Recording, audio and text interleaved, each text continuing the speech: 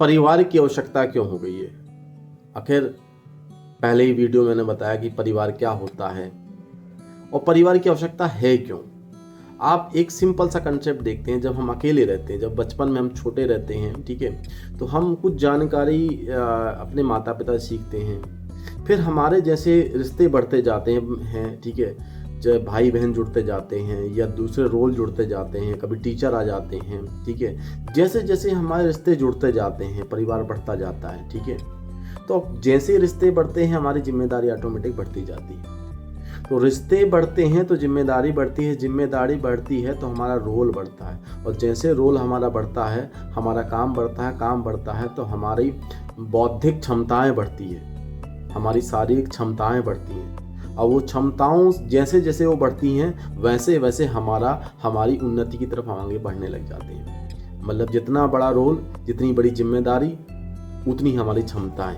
कहने का मतलब सिंपल सी बात है कि एक बार आप समझ के देखिए, जब हम अकेले रहते हैं तो हमारे रोल लिमिटेड रहते हैं, लेकिन जब हमारा परिवार बड़ा हो जाता है ना, तो जैसे कुछ लोग इस चीज़ कंसेप्ट को मानते हैं, वसुधैव कुटुंबकम को वो मानते हैं कंसेप्ट को। ये क्या है? पूरे विश्व को अपना घर ही मानते हैं, पूरे संसार को अपना घर मानते हैं, तो वो बहुत ताकतवर होते हैं जिस कंसेप्ट को मानते हैं। कुछ लोग सिर्फ अपने आप को अपना मानते हैं, तो थोड़ा सा वो कम ताकतवर होते हैं। लेकिन जो घर को मानता है वो और ताकत, जो समाज को वो और ताकत, जो पूरे विश्व को अपना मानता है वो और ताकतवर हो जाता है। कहने का मतलब ये है, जितना आप रोल करेंगे उतना आपकी ताकत बढ़ेगी, बौद्धिक एंड शारीरिक।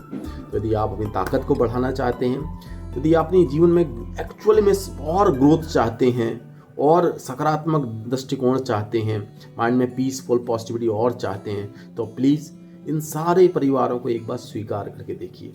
एक बार स्वीकारेंगे, पूरा सब कुछ बदलना चालू हो जाएगा। एक बार इनको अपना के तो देखिए, एक बार मान के देखिए, सब अपने ही लोग हैं।